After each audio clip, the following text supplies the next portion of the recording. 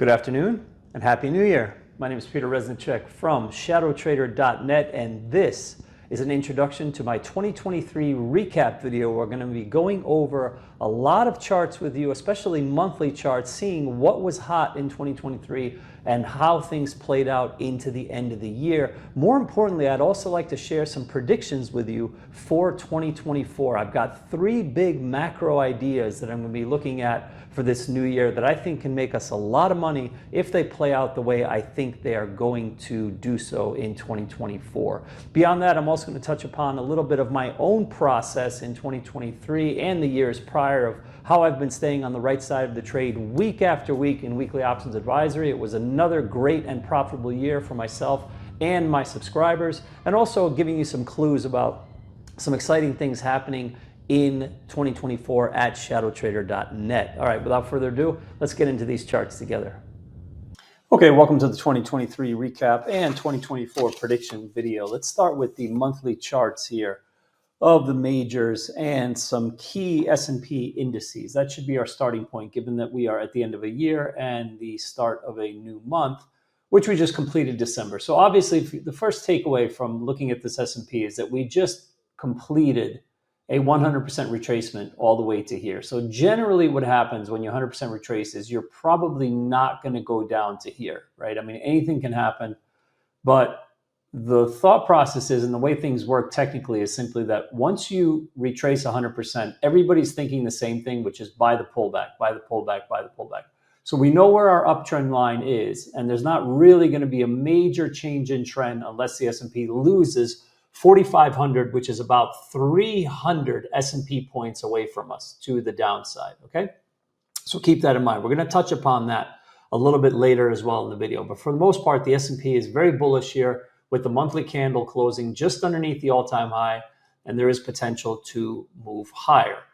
When we look at the same graphic in the NDX, it's actually slightly more bullish because we've taken it out already. You can see clearly that the all-time high here has already been taken out.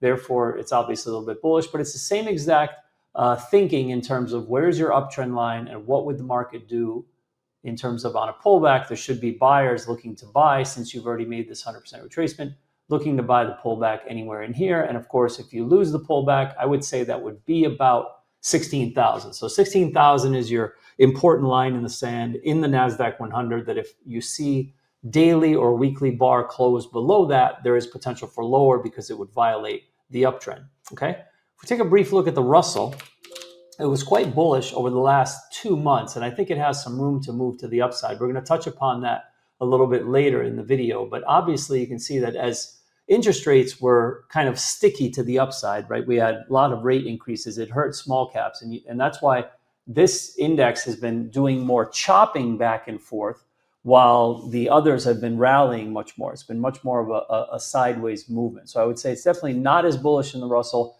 And given the way that small caps trade with a lot of back and forth volatility, at least as has been happening here from like the last 2 years, basically from 2022 to 2023, there is some potential for a slightly deeper pullback. So just keep that in mind. And again, I remind you, we're going to touch upon the Russell again towards the end of this video. But overall, the takeaway I think here from the monthly charts on the indices at least is that thus far they are looking pretty bullish in terms of these monthly bars. Let's take a quick look at some of the key sectors. I always like to look at the top 4, as I call it, but we'll look at a few more of the 11 sectors of the S&P. And I say the top 4 of technology, healthcare, financials, and discretionary, mainly because together they make up half of the S&P, maybe even a little bit more than half of the S&P if you put all of those together. And thus far, and that's why they have a lot of influence on what the market does. So technology obviously looks great here. I think it's a little bit overextended. And again, I'm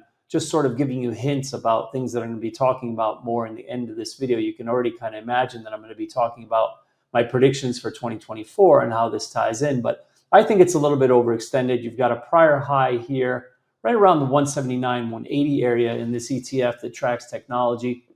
Certainly any pullbacks to this level would be healthy. And if we were to pull back all the way to here, I'll tell you right now on a daily and also especially on an intraday chart, but even on a daily chart of stocks like Nvidia, Microsoft, Tesla, etc., it's going to look pretty ugly.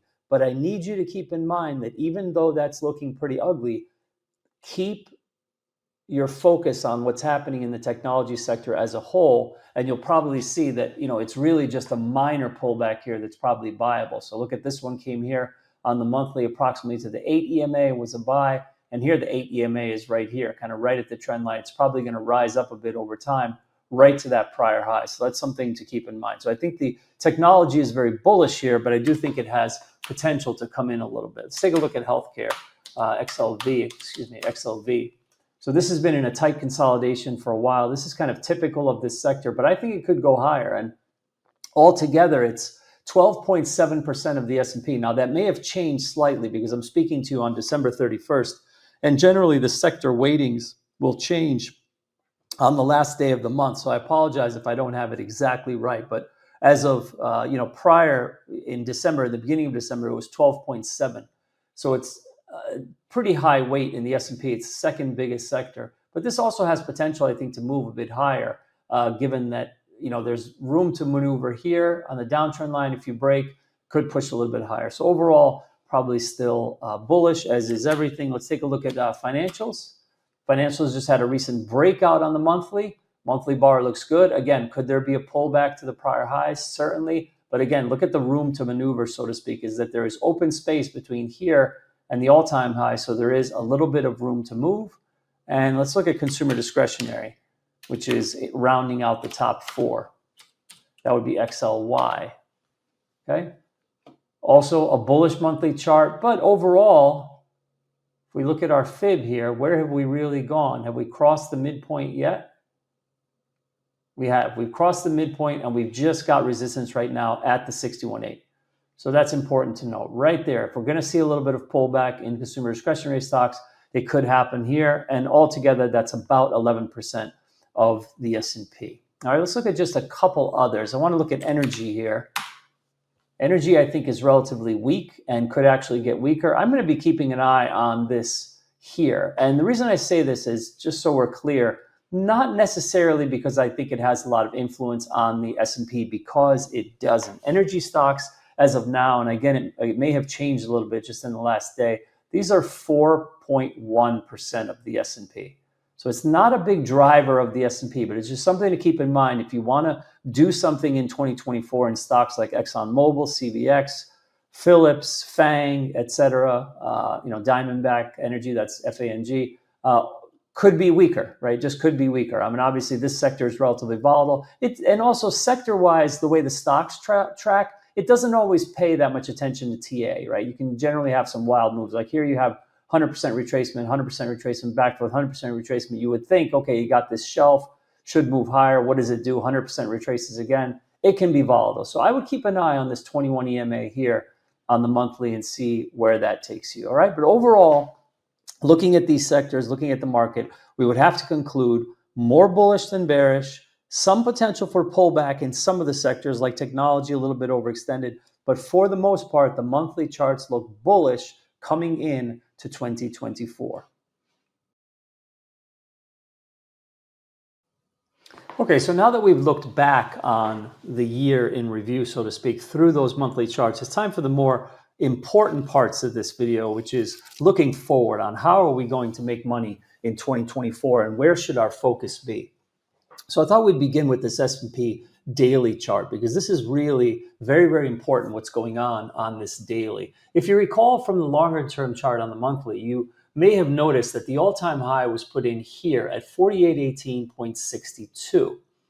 And this is noteworthy because on the daily chart, unlike the NDX, we have not bested that level as of yet. You can see that the trade in late December had a liquidation break here to the 8 EMA and then crawled back up, made a new swing high, but topped out at 47.93, about 25 points away, correct, from this all-time high. So where is our focus going to be in early 2024? It has to be right here.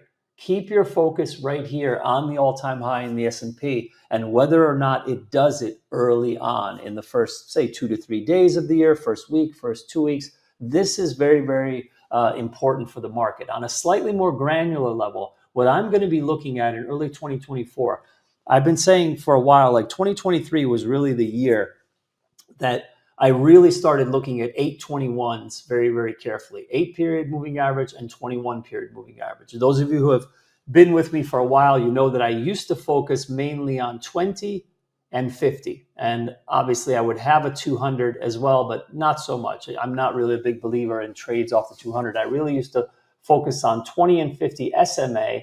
And in 2023, right around the beginning of 2023, maybe very late in 2022, I started shifting my focus over towards the 821 EMA. And I've been very happy that I did that because it's really, I think, far more predictive.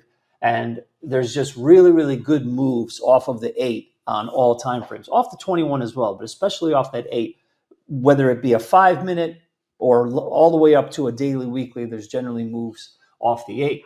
And we can use this 8 EMA to our advantage to basically just have a short-term bull-bear line. And you can see, for instance, that as we rallied off these lows, as soon as we closed the daily candle over the 8, it was off to the races. And then since then, the 8, and then we pinched through, this is called a pinch when the 8 moves through the 21, and we have it just riding the 8. So you go above the 8, you hold the 8, riding the 8, hold the 8 on the pullback, and hold the 8 again. So everything is all about this in the first week of January. There's going to be 2 things that you should be focusing on. 1, do we get back up here, yes or no? And 2, do we lose this 8 or not and go to the 21? And if we go to the 21, do we hold the 21? You can clearly see that all the way from the beginning of November, both of these moving averages have been not only supportive, but we've had all price action clearly above them. Therefore, it will be important and game-changing if we were to see prices closing below either of these and holding below, basically. So keep that in mind. I am a big believer that one of my predictions that I want to make right now for the 2024 is I believe there is a chance, and if it's going to happen, we're probably going to see it relatively early within the first week of 2024, that we pull back a little bit from here. I have a number of reasons why I believe that, but the first one really is just the fact that we haven't lost the 8 in a while. As I was saying, it was right here in very early November that we were trading below the 8 at that point. Do you notice that since then, we have never traded below the 8? So we're kind of due to trade a little bit below the 8. Secondly, we know that the majority of this action in the last little bit of the rally, which only made it incrementally above the prior swing high and did not test the all-time high, we know that a lot of that rally happened on very, very low volume because it was happening in the holiday shortened week between Christmas and New Year's. That's important. That's an important takeaway because those types of late to the party buyers will obviously not be as sticky, for lack of a better word, and they will be sellers when they don't get paid right away. Remember, the market is nothing more than the interplay between many different time frames and the inventory position of those players who are active in those different time frames, right? Certain events occur in the market that causes the shortest of short-term traders to sell, and certain events happen in the market that cause the longer-term traders to sell. We know that for a fact. So it's like a last in, first out type of mentality in terms of traders. So keep that very, very much in mind. So if we were to see that pullback in the early 2023, and mind you, I'm not positioned for this. I don't have any shorts on right now. I'm actually very, very flat in all my accounts. Weekly options advisory as well, as I'll show you in a moment. We only have 1 open trade. We usually have 6 to 8 open trades every single week. We're down to 1 open trade for the beginning of 2024, and that is by design because I think that there is a chance of a pullback here, but it's not something that I want to 100% get ahead of. I would rather just step onto that train once I see that it is actually moving out of the station and going in that direction. That's always the smarter way to trade. Remember, professional traders make their money in the meat of the move, not necessarily at the ends, okay? So definitely watch that 8 EMA coming into the beginning of the year. I think it's going to be very, very important. And watch your 21, as I was saying, see if we can get up to that all-time high or not. And mind you, even if the first move here is down, let's say we find support at the 21, maybe we find support here. Remember, this is still in play. It's still in play. The market at some point, I believe, wants to test it. It's all just a question of what the sequence is going to be, when and how. Okay, now that we've given sort of a brief overview of what the early trade in the beginning of the year could look like, right? Scenarios in terms of what you should be looking for. Certainly, this is how I'm going to be approaching the market later on this week as it starts to unfold. I wanted to spend just a moment talking about the potential for a crash scenario in 2024 and how traders should be looking at it.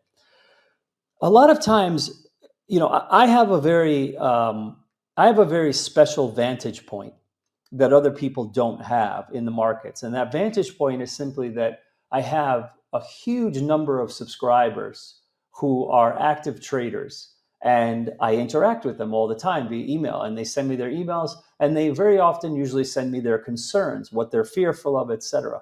And many people I've noticed are fearful of a crash, and they've even told me so. They said, well, I'm planning on trading lighter because, I don't know what's going to happen.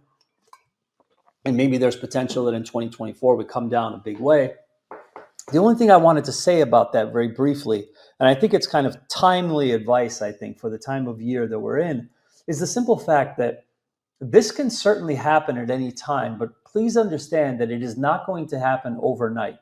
The only thing that can cause that type of a situation to happen overnight, if, for instance, we were like limit down, hugely, like we're at about 4,800 now. If we open lock limit down, it would be about 100 S&P points lower. We would open here.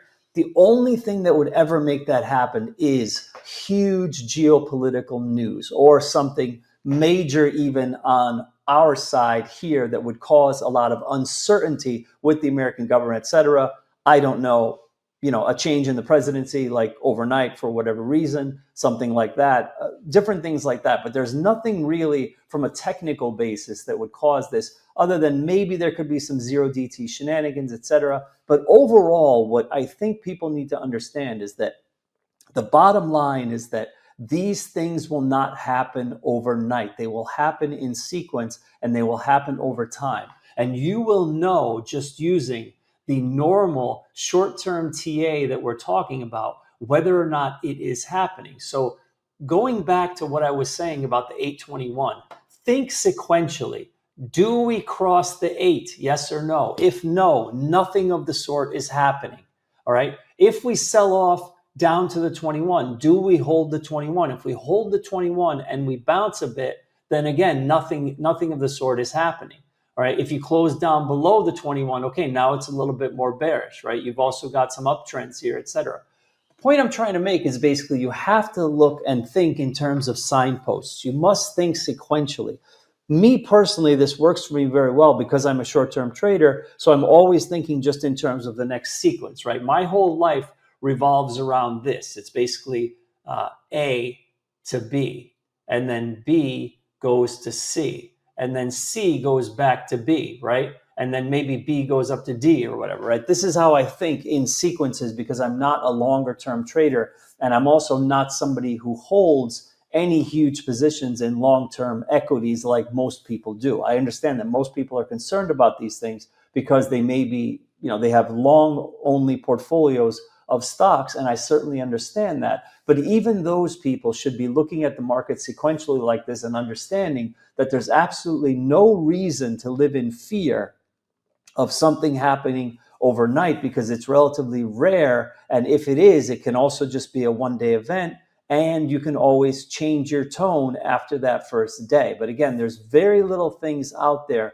that can trigger such a thing. It has to be something very, very big and something very, very systemic. And so my point is that even though the market may look very overbought at this point, do not live in fear of such an event, but rather if there are catalysts on the horizon that look like they are going to generate such an event, then you would be paying attention. And also you would know that such an event may be in motion when certain things are happening on the charts. Like I said, did you close below that 8? Did you close below the 21? What is also very, very important is how did this occur? What was the tempo of such a move, correct? We know what type of market we've had for a while, and we know what that tempo should look like. Tempo just basically means the speed of the tape. In that type of abject fear, there would be a very fast tape, right? Plus you would start to see overnight gap downs that would not be like 10 points in the S&P, but that overnight gap down in the S&P would be like 45 to 60 or something, right? You'd see much bigger gap downs in the S&P. You would see a VIX that starts to finally move up a bit because there's more of an expectation of longer term volatility rather than just one day, right? So learn to read the signs. The signs are all there. And this is especially important because if you don't know how to read the signs, then you will falsely assume that all pullbacks are reasons to dump your stock or get bearish. And nothing could be further from the truth. Certainly, if you look back historically on all of the little breaks here since November, they were all just liquidation breaks that really meant nothing, right? They were one-day liquidation breaks. Liquidation break, liquidation break, liquidation break, etc. And none of them took out the 8. So this is a perfect way, I think, to end this sort of discussion on this is if it's something bigger, the market will tell you that it is something bigger. And there's a lot of different things you can look at, some of which I'm touching upon here in the video, that will tell you if indeed it is something bigger that you should be afraid of and should change your bias.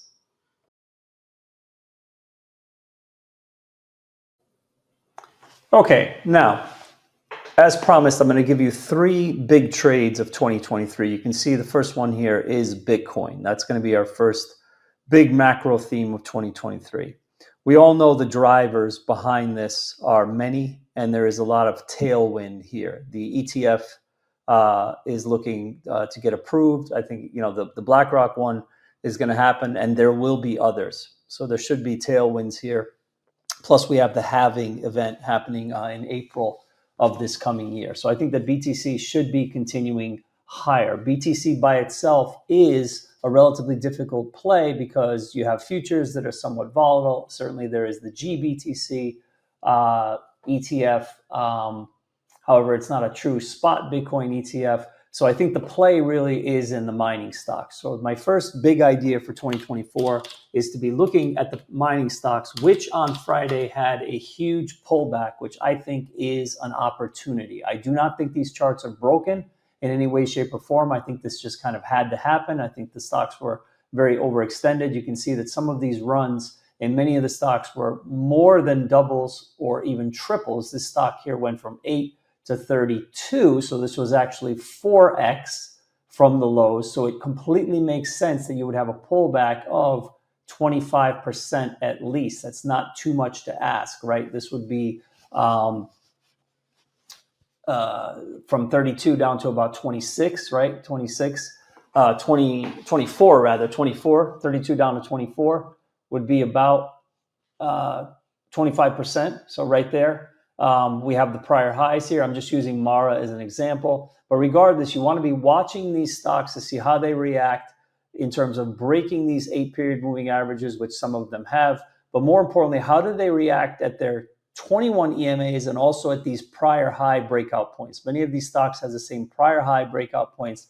I will go on record right now in saying that if Bitcoin itself does not fall apart, and by fall apart I mean this, meaning if Bitcoin doesn't lose this 40,000 level, which I think we all agree is very, very key. It took a lot of technical work to break through, and we've been holding the 821 here. So barring any sort of movement that's going to be below here, I think the aforementioned stocks in the mining space, and Mara is really just the biggest one, but there are very, very many of them. Mara is the largest capitalization one. There's lots of them, though. They will double from these levels, okay? Easily they will double over the course of the year, I'm saying. If Bitcoin holds up and doesn't fall apart, I would expect doubles on some of these stocks. You'd be a buyer in the low 20s, and I think you minimally see 40, could be even higher. Mara is a big name. CleanSpark is another one. CLSK, you can just Google the list. There's tons of them. Hut 8 Mining is another. CIFR, Cypher, Bitfarms, BITF. BITF is another one. Wolf Energy is a smaller one, or TerraWolf rather, which Michael Denblaker, more on him later. He pointed out in SquawkBox, he did very well on this. He was long from the dollar area here, and that worked out. And notice that the stock went to almost 3.25. So it was like a 3x move from there. So these can be quite volatile and they can be big moves. But again, the main driver is just that Bitcoin needs to hold its own. If it does, again, I do believe some of these names are doubles from this area, okay? Along the same lines, and you'll notice as I go through these ideas that all of this is stuff that has everything to do with the fact that we should have a 2024, which is a year of lower interest rates, right? They should pull back starting around March. And we know that once the Fed gets on a trajectory to do something, it generally stays that way for a while. So they should continue to lower at least a few times in 2024. So certainly the Bitcoin play is beneficial to that, right? Because decreasing interest rates devalue our currency, correct? And that therefore cause these alternative currencies to be more popular, right? GC is the second part of this idea, right? Notice that on the weekly chart on GC here, we've only pulled in a little bit after these new highs here, right? If we go out to a monthly, right, we've taken out the all-time highs by a little bit and are just bouncing around. So along those same tokens, I think that any sort of long gold thesis makes a lot more sense. Certainly if there is any sort of big geopolitical risk or uncertainty over the course of 2024, that would help gold. People tend to flock to that as a safe haven. But again, gold is really just, it's not a separate idea. So I'm not calling it like idea number two. I'm just calling it the same as the Bitcoin. Basically, Bitcoin and gold are two big macro themes, I think, in 2024, which should move higher. Okay, the second big macro theme here is I do believe that utilities are gearing up for a move higher. Notice that as rates have been increasing, utilities have been struggling and coming down. However, never in really an all-out crash basis. They never really do that because I think they're so widely held institutionally. They all pay good dividends, et cetera, and therefore they're just being held. But the prices are somewhat depressed, and I think we're going to see a move higher in utilities. And I've been mentioning this over the past week in Weekly Options Advisory. I've been saying that the way to play this, and it's also a hedge against volatility in 2024, is simply to be long XLU, which is this ETF, and short XLK. So that means that the spread between XLU and XLK should rise. I am already in this trade now in small size, and I'm starting to build on it. And I will continue to build on it. Look at the chart here. See how the relationship between utilities and tech has just been decimated? It's just the spread is only just moving in one direction, constantly lower. I think that this is ripe for a turn, and it's going to happen at some point in this year. If you look at the daily chart here, notice what started to happen. It has started to even out a bit, but of course there's no major change here. When does a major change occur? When daily bars start to close above the 8, and more importantly, if the 8 gets a pinch above the 21. So you'd want the price to go here, and this 21 EMA is here, and this 8 EMA is going to pinch up through. That's going to be something to look for a larger move. But I do think that the relationship here is due for a move up. The lower interest rate environment will benefit it, and what will happen also is because the XLK is certainly higher beta on any downdraft in the market. If we do get one, I do believe that the XLK will fall much harder than the XLU will fall, and that will also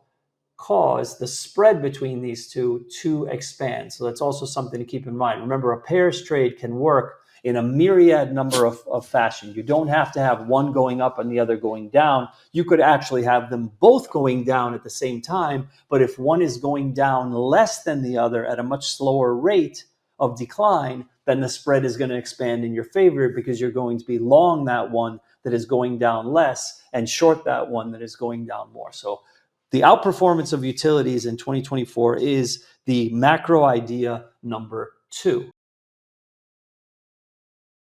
Okay, big idea for 2024 number 3 is small caps. This is the Russell 2000. Earlier in the video, I touched upon the monthly chart here, showing you how thick the consolidation was here and how long we've actually been chopping without any real movement since basically the spring of 2022. That is a long time. It's been almost 2 full years that there's really been no major return to investors from small caps. Whatever has happened in terms of going up for a couple of months or maybe a month at a time where they do enjoy some returns has been taken back very quickly. So it has been a very rough ride for small cap investors. And I do believe that 2024 is the year that comes to an end.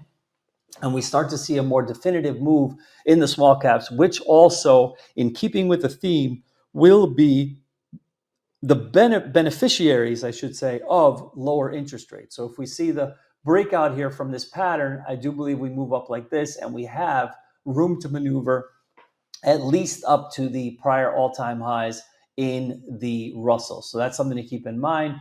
You can also be looking at the same type of pairs trade that I talked about earlier. It could be IWM, minus QQQ or minus SPY as well. You can take a look at those as well. But I think that the Russell just by itself could be invested in here for a longer term move, looking for it to move up here. So that actually is my third big sort of macro idea for 2024 in terms of how I think things should go. Now I want to give you a little bit of a bonus idea. I said I was only going to give 3, but I'm actually going to give 4. And the fourth one is volatility. I want to spend a little bit of time talking about volatility here because there's a lot of people who feel that the VIX is broken, so to speak, right? In that there are lots of liquidation breaks in the market, very, very short-lived, but there is not a corresponding spike up in volatility. And people are wondering why that is. And it leads many, many pundits and people out there to be thinking and saying that the volatility index is broken. So I would like to go on record here saying that I do not think it is broken. What I think has happened simply is that there has not been, at least for a while, as I showed you in the charts since like early November at least, there has not been any longer term sustained move down in the markets that would affect the VIX. What is happening currently in the markets is that the markets are very, very sensitive to DTE zero options. And this makes sense because there is an immense amount of gamma risk with those DTE options, which causes what we call a gamma squeeze, right? The gamma is essentially the delta of the delta, and we know that the delta is constantly increasing the closer and closer you get to expiry. So if that option expires in one day, then its delta is very, very sensitive. And if it's very, very sensitive, you have lots of situations where market makers of options, for instance, taking the other side of all these DTE zero trades are forced to make big hedging moves in the futures market, and that can cause the market to have some wild moves intraday, as we've been seeing more and more over the last couple of years. And this is due to the abundance of trading in DTE zero options.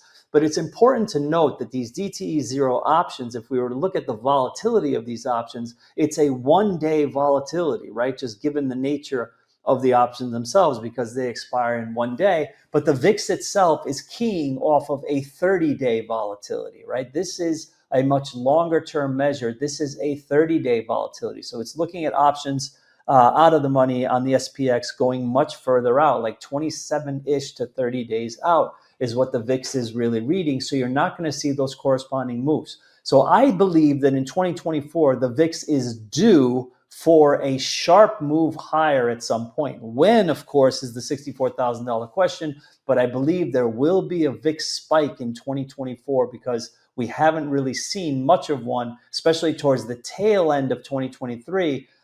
We have just been very, very quiet on volatility. Remember that what the VIX needs, as I was saying earlier, is that it needs a sustained move over a certain period of time, which would influence the outlook. This is really the best way to look at it. It needs to influence the outlook of longer term traders, right? To influence the outlook of what 30-day volatility would be, to change the outlook essentially of 30-day volatility, to change that perception in investors' minds. Then you will start to see more of a move in the VIX as people start to use further out options to potentially hedge off risk in equity positions. So I know I said there were only going to be 3 ideas. I'm actually putting this idea out there as a bonus. This is my 4th idea. Again, I can't say when or how, but I do believe that in 2024 there is slightly elevated risk that we do get some sort of a larger VIX spike, and that will be playable through the usual channels, right? We know that we have the VXX, we have UVXY, et cetera. There's a number of different VIX ETFs that can be played for these moves. Remember, the VIX is a mean reverting instrument, so these moves are very, very short-lived, and you generally don't want to be in these ETFs for longer term. You want to be in these ETFs right before it happens. Obviously, that's not easy to predict. So therefore, you can get into these ETFs right after it starts to happen, so to speak, right? Again, and this goes back to the beginning of the video. If we start to see larger catalysts and sequences, increase in tempo, et cetera, market internals telling us that there could be a larger move lower, then you will start to see some sensitivity in the VIX. But other than that, don't expect that these little day time frame blips, which are caused by zero DTE options, spiking the market up and down intraday, don't expect that that's going to cause much of a movement in the VIX, because it is not.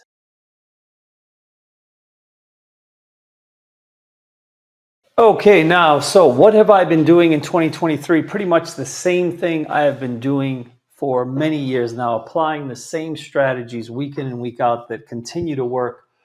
Weekly Options Advisory keeps track of all profits and losses in real time, every day, every week. We are still at our high water mark for net profit. It's basically, the highest it's been. High water mark is just a simple concept financially, is that if this is your equity curve, this is your high water mark. Wherever you were, this is your high water mark. You dip down.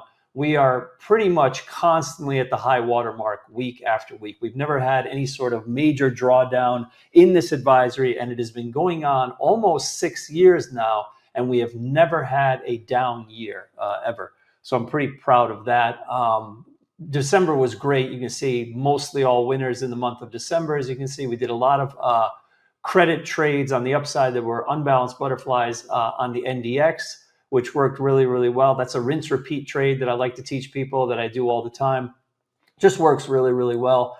From a strategy standpoint, this is basically it. This will give you a kind of overview of what I do. It's a very, very 30,000 foot view, but this is basically it. Is understand that the market in options, especially in short-term options, is only making money in one or two ways. When I say, that I shouldn't say the market, I should say the trader can really only make money in one of two ways in options, especially when it's short-term options. So you're either going to be going directional, which we do, or you're going to be collecting credit. But the secret to consistency, and my track record proves that I have consistency, the secret to consistency to me is essentially how you do it. And that's where things get interesting, is you have to know how to do it. So for directional, I tend to always favor risk reversal, which means that I may have vertical for a debit on one side, short premium on the opposing side of the direction. And what that does is it sets me up to have a zero debit trade. And that's because even the best laid plans, like, oh, I'm going to buy this pullback, right? It's coming right to the moving average or the trend line. Even the best laid plans tend to either fail, or more usually, if it's a good setup, it may not go in the direction you think. It may not do that, but what it may do is just kind of go sideways and kind of dribble along. And if that happens, usually what happens is people that are long debits, they will have that debit at risk, and then that debit will go to zero, because obviously time has gone by, but the stock price didn't really move. And that's a problem in options, what they have. All right. Beyond that, I also use very complex spreads for less debits, such as broken wing butterflies. So I'll go directionally using a more complex structure so that I have this zero debit or very cheap debit structure in place, so I don't lose if things are sideways. Or I'll use an unbalanced butterfly for a zero debit. Those NDX trades, which are really directional plays, but they're just collecting a good amount of credit at the outset, or zero. If you go back through those trades that I've been doing, and I did 6 of them in a row, back to back, I think, in the month of December, those were all situations where I put the trade on for zero debit, essentially, or maybe even a small credit, like let's say 0.05. And then the next day, within 24 hours, we were selling for upwards of $1.50 or even $2, $2.50, right? So that's pretty amazing, is that I can take zero and I can turn it into $1.50 or so. So that's basically how I go directionally, always keeping that short-term focus in terms of, what's the market going to be doing in the next week or so. I feel that that's my sweet spot. I'm very good with that type of direction. And then beyond that, there's also plenty of money to be made in the options market through credit collection. But again, it's all about how you do it. I do use naked options or wide verticals. I always tell people that if you are margin challenged, don't do a naked option, because obviously in a smaller account you can't, but you can always do a wide vertical. I do buy broken wing butterflies for credit. This is really my favorite strategy. I think this is the strategy that everybody should have in their arsenal, no matter what type of options trader you are. I firmly believe that the broken wing butterfly is something that everybody should be a master of, or at least have the best grasp possible for it, because it really is the only spread you need to make money in short-term options. If you can really get good at the broken wing butterfly, the odds are so much in your favor to make money with that trade. It's not even funny. And then I'll also do unbalanced butterflies for credit sometimes. And that's basically how, those are the sort of ins and outs of how I approach the interior of my strategy, getting under the hood. But basically, I'm starting from that framework of there's really only one of two things that can be done to make money in options. You either have to be right on direction or you have to collect credit. And then, like I said, the way you do it is really what decides if you are consistent over time. All right. As you know, our other offering is the ShadowTrader SquawkBox, which we're super excited about this year because, as you can see, we've added all of these new moderators, and I can't tell you how proud I am of these people, how great they've been doing. Honestly, they've been doing such a great bang-up job. What we've got going on here is we've got some of the usual suspects that you remember from the past, such as Scott. Scott's doing some short-term option stuff. Brad is doing options and equities in the morning. But this is where things kind of get exciting. Jenny's doing futures in the afternoon, so directional futures trading. Mike is doing more of small account equity stuff. This gentleman right here, I got to go back to him for a second because it's really incredible. I'm actually going to be sending out an email soon about this.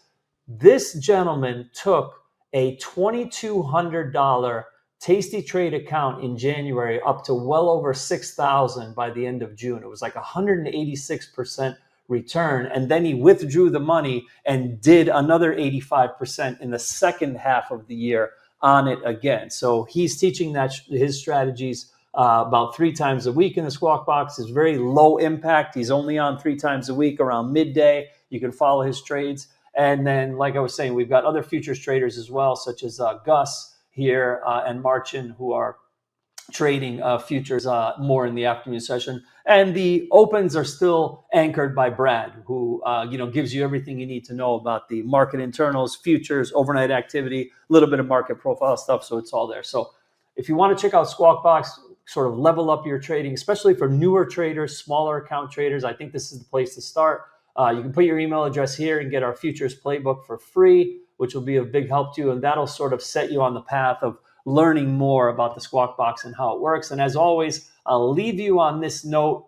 We are still doing this fantastic promotion, which has been really good for us in 2023. A lot of people have taken us up on it, but you can obviously join us for $149 a month, or you can do it for absolutely free, which is obviously the better deal. You can hang out with us for 6 months and trade live with all these moderators that I just mentioned for 6 months. All you have to do is open up an account with Tasty Trade, and we'll give you 6 months of the Squawk Box free. It's kind of a no-brainer, to be honest with you, right? I mean, if you want to check us out for very, very low risk and have zero cost, I would say that is the way to go. So definitely give that some thought for the new year in 2024.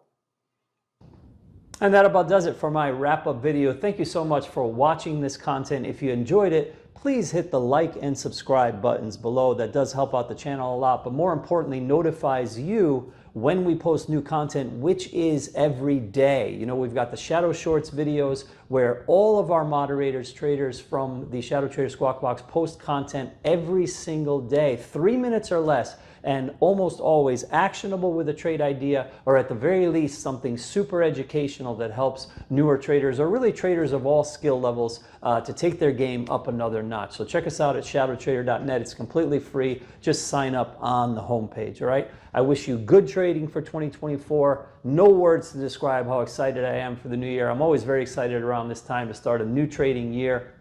And I wish you guys lots of profits in 2024, health, happiness, and I hope to see you at ShadowTrader.net, all right? Take care, and Happy New Year.